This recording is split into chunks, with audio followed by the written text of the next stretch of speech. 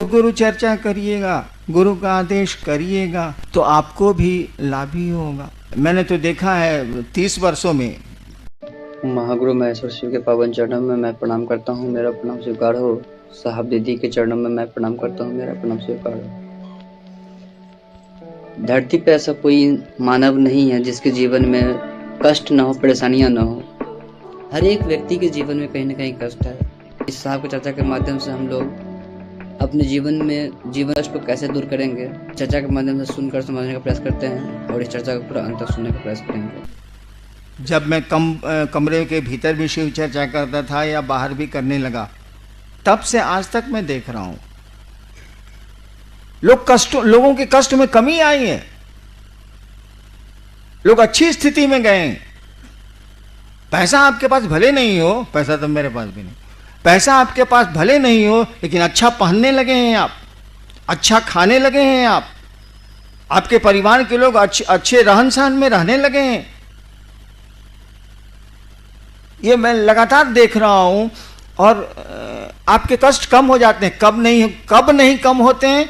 जब आप इसका रोना रोते हैं। दवा खा नहीं रहा है, रोग के बारे में हल्ला कर रहा है, दवा बताई जा रही है, आप सुन ही नहीं रहे। अरे औषधियों के इंतजार में व्याधियां प्रसार थोड़ी ही रोक देंगी। आप दवा नहीं खाएगा तो बीमारी रुक जाएगी, ये बीमारी बढ़ेगी, उसका लक्षण है बढ़ती है, वो दवा तो खानी होगी। तो आप ये रोना क्यों रोते हैं? कष्ट किसको नहीं है यहाँ? कौन मुक्त हुआ है इससे? शिव भी शरीर में आए तो मुक्त नहीं हो सकते वो। ये योनिगत दोष है। योनिगत जैसे होइएगा आपके कर्मफल आपका पीछा करेंगे, काल का प्रभाव पर पड़ेगा, समय का प्रभाव पर पड़ेगा। वो तो शिव भी शरीर में आएंगे तो उनको तो जगत के नियमों में चलना होगा। हिंदुस्तान में घुस आइएगा आप अमेरिका से, आप कहिएगा कि यहाँ का कानून हम नहीं जानते हैं। वाह, ignorance of law is no excuse. कानून नहीं जानना कोई माफी नहीं है। अरे भाई, कोई आदमी इस देश में घुस जाएगा नेपाल से, कहेगा हमको यहाँ का कानून, यहाँ का आदमी नेपाल चला जाएगा, कहेगा हमको कानून नहीं मालूम था इसीलिए ऐसा किया, सजा नहीं मिलेगी उसको? मिलेगी। तो इस धरती का जो नियम है उसमें शिव भी आएंगे तो उनको यहाँ के काल चक्र में पड़ना ही पड़ना है। तो कौन मुक्त है यहाँ? और कष्टों के बाद भी कुछ चीजों को आप पकड़े हुए हैं। भारी परेशानी में भी कुछ चीजों को पकड़े हुए हैं आप। परिवार को पकड़े हुए हैं। बेटा अच्छा लगता है, पत्नी अच्छी लगती है, कुछ चीजें अच्छी लगती हैं, कुछ लोग अच्छे लगते हैं। भीषण कष्ट में भी जो अच्छे लगते हैं वो आपको अच्छे लगते हैं, उनको नहीं छोड़ते आप। शिव ही एक पराया है, वही महादेव दूसरा है। उसी से रिश्ता इतना कमजोर है कि छोड़ दिया जाए, बाकी किसी चीज को नहीं छोड़ा जाए। अच्छे कपड़े साफ पहनना नहीं छोड़ा आपने, नहाना नहीं छोड़ा आपने, खाना अपने मर्जी का खाना नहीं छोड़ा आपने। कष्ट है तो हैं, तब भी आप ऐसा करते हैं, व्यवस्था करते हैं आप। तो आपका गुरु ही इतना कमजोर रिश्ता रखिएगा तो कैसे चलेगा भाई साहब? धरती पर भी रखिएगा तो नहीं चलेगा। तो चलो, इतने कष्ट हैं, शिव भी रहेंगे तो क्या अंतर आएगा? इतनी परेशानियां हैं, एक हमारा गुरु भी रहेगा तो क्या अंतर आएगा? उसी में करेंगे। और करना शुरू करिए ना, वो दुख धीरे धीरे टूटते हैं, खत्म होने लगते हैं। कहा जाता है ना कि बनने में समय लगता है, टूटने में समय नहीं लगता है। एक बार मेरे टीवी में भगवती ने कहा था, मेरे टीवी में, झूठी कहानी, नदी आवा है न बउआ तो धीरे धीरे अह रहा है। वो जहां रहिएगा, जहां की बोली होगी, जवाब उसी की बोली में आवेगा, वहीं की बोली में आवेगा। मेरी ये भाषा नहीं है, मैं तो भोजपुरी भाषी हूं। उत्तर आया था, नदी आवा है न बउआ, मन नदी में जब बाढ़ आती है, नदी आवा है न बउआ तो धीरे धीरे अह रहा है। यानी नदी के बाढ़ का पानी धीरे धीरे घटता है, अकबकाओ नहीं। एक बहुत मैं कष्ट में पड़ गया था, डॉक्टरों ने कह दिया था कि इसका कोई इलाज नहीं है।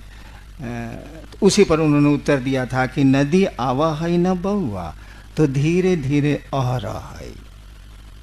यानी धैर्य रखो, नदी का पानी, बाढ़ का पानी खत्म हो जाएगा, फिर सूखी जमीन मिल जाएगी। तो आप जो आपकी मदद करने वाला है उसी को छोड़ देते हैं आप, उसी को अपने व्यापार का साधन बना लेते हैं। अरे उसको छोड़ दीजिए, बाकी करिए ना। कहाँ कुछ रोक रहा है कोई आदमी? जब रोक ही देंगे हम, आप मान ही जाएंगे हम, तो गुरु की क्या जरूरत है? श्रद्धा आप में पैदा ही हो जाए, संशय का नाश ही हो जाए, तो फिर गुरु की क्या जरूरत है? शिव के प्रति प्रेम ही पैदा हो जाए तो फिर गुरु की क्या जरूरत है? कोई रोल उनका नहीं है, कोई भूमिका उनकी नहीं है, सब करेंगे गुरु। उसी रिश्ते में आप सेंध मारते हैं। उस रिश्ते को तो बचा के रखिए भाई साहब। हम लोग सारे लोग आपकी मदद करने को तैयार हैं, मैं तो निश्चित ही आपकी मदद करूंगा। बस गुरु का आदेश उनकी नियत से आप करिए, जो वो चाहते हैं वैसी नियत पैदा करिए, ऐसी ही उनसे दया मांगिए और देखिए जिंदगी बदल जाएगी, खुशियां वापस लौट आएंगी। बातें हुई, जिज्ञासाएं भी आई। मैंने जो देखा या सुना, किसी ने शिवलिंग पर पूछा, किसी ने कहा कि अन्नू भैया सार्थकता बोलते हैं शिव की, शिवलिंग की, साहब कुछ नहीं बोलते। किसी ने कुंडलनी साधना पर पूछा, हालांकि आज विषय कुंडलनी साधना का नहीं था। एक बात समझिए, इस पूरी दुनिया का रहस्य क्या है? बात हुई है इस पर। कई वक्ताओं ने इस पंक्ति को अपनी चर्चा में कहा कि पूरी सृष्टि उस शिव की इच्छा से निर्मित है, उस ईश्वर की इच्छा से निर्मित। ध्यान दीजिएगा, आप भी निर्मित हैं उसी की इच्छा से। ये खुदा की खुदाई है, उसकी इच्छा से यहां सब कुछ निर्मित है, चल भी रहा है, टूट भी रहा है, फिर निर्माण हो रहा है। क्या वह इच्छा आपके पास है? मैं महोत्सव में नहीं बोल रहा, इसीलिए समझने की कोशिश करिए। वह इच्छा आपके पास भी है। क्या नहीं बनाए हम लोगों ने, बनाते चले जा रहे हैं। बीमारियों से लड़ने के साधन, रहने की व्यवस्था, आवागमन के नए नए उपाय, आवाम, क्या नहीं बनाए? किस चीज से बनाए? अगर सोचा नहीं होता, अगर संकल्प नहीं लिया होता, न टेबल बनता, न मकान बनता, न हवाई जहाज बनते, न पनडुब्बियां बनती। किसी ने सोचा, ज्ञान लिया, क्रिया की, यानी मूल बात है उसकी सोच, उसकी इच्छा। उसकी इच्छा, उस कहा जाता है कि शिव की इच्छा में तो बड़ा बल है, उसकी इच्छा ही शक्ति है। कहा जाता है शिव की इच्छा ही शक्ति है। शिव शक्तियों से जाने जाते हैं, उसी की इच्छा से वो जाने जाएंगे। वो आप में भी आई है और बहुत कुछ तोड़ते हैं आप, बहुत कुछ बनाते हैं आप, बहुत कुछ रखते हैं आप। और इसके पीछे एक ही रहस्य है, आपका संकल्प। संकल्प शब्द का प्रयोग इसीलिए किया गया है कि आपकी इच्छा थोड़ी कमजोर है उस ईश्वर से। आप अस्पताल जा रहे हैं, नहीं भी जा सकते हैं। आप सर्कस देखने गए हैं, लौट आ सकते हैं। कोई घटना आपको वापस बुला सकती है। यानी इच्छा है आपकी कि आज सिनेमा जाएंगे, सिनेमा हॉल में बैठे भी हैं आप सिनेमा देखने को, और दुर्घटनाएं आपको घर भेज देती हैं, दूसरी जगह भेज देती हैं, और आपको जाना पड़ता है। यानी इच्छा तो है सिनेमा देखने की, लेकिन वो इच्छा टूट गई, किसी ने तोड़ दिया या टूट गई। यानी हमारी आपकी इच्छा है कमजोर, लेकिन यही इच्छा जब संकल्प का रूप लेती है, यही इच्छा जब भाव का रूप लेती है, एक ही चीज है वो, प्रेम, भाव और विचार।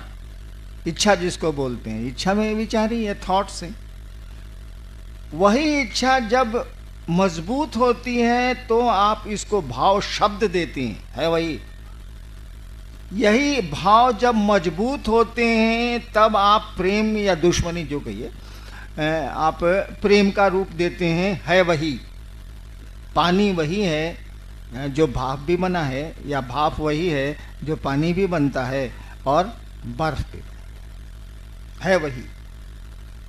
यानी उस सृष्टिकर्ता के पास जाने के साधन आपके पास हैं, क्योंकि उसने अपनी इच्छा से पूरे जगत का निर्माण किया है।